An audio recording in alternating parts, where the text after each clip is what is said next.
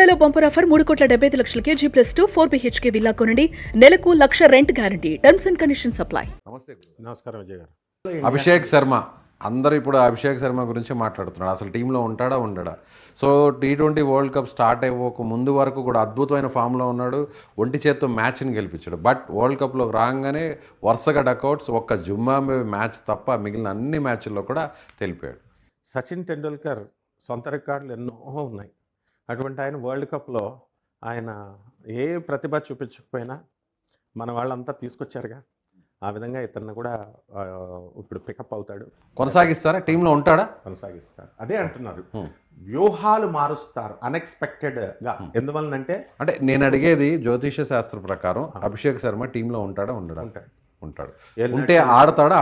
ఆడతాడు. ఓకే, డెఫినెట్గా ఆడతాడు.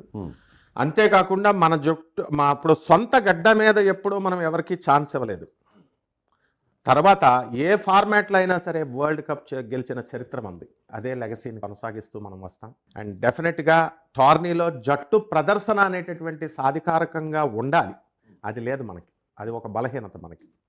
అలాగే స్పష్టంగా టీమిండియా పడుతూ లేస్తూ ఇప్పుడు ఫైనల్కి వచ్చింది. కానీ ఇప్పుడు మనకున్నటువంటి గ్రహాలు మారుతున్నాయి. ఇప్పుడు దగ్గరకు వచ్చేసాం. సో కస్ప పీరియడ్లో ఉన్నాం మనము. So the Venus is going to change.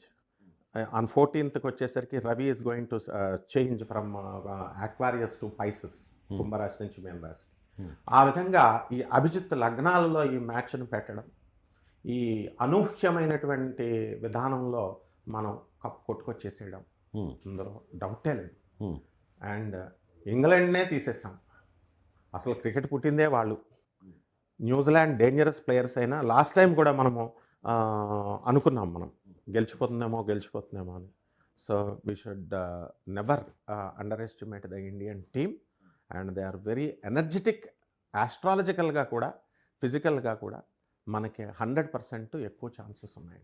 Okay, ఎంత స్కోర్ చేసే ఛాన్స్ ఉంటుందంటారు? మనకి ఫస్ట్ బ్యాటింగ్ ఒకవేళ ఇండియా వస్తే ఎన్ని రన్స్ కొట్టే ఛాన్స్ ఉందంటారు? స్కోర్ మామూలే. మొన్న కొట్టిన దాని మీద ఒక 10, 260 కొడతారా?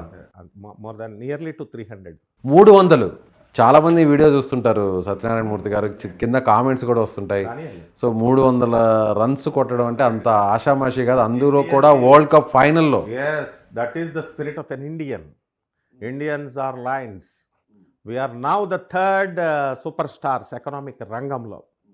ఎక్కడా కూడా ఆ భారతదేశ చరిత్ర మారుతోంది. అంటే మీరు ఏదో ఫ్యాన్స్ని సంతోషపెట్టడం కోసం, లేదంటే బెట్టింగ్ రాయల్ని ఏదన్నా ఇటువైపు తిప్పడం కోసం ఏదన్నా చెప్తున్నట్టుగా ఉంది తప్ప మనం కట్టొద్దు అని చెప్తున్నాం. మనము బెట్టింగ్లు ఎవరు కట్టొద్దు.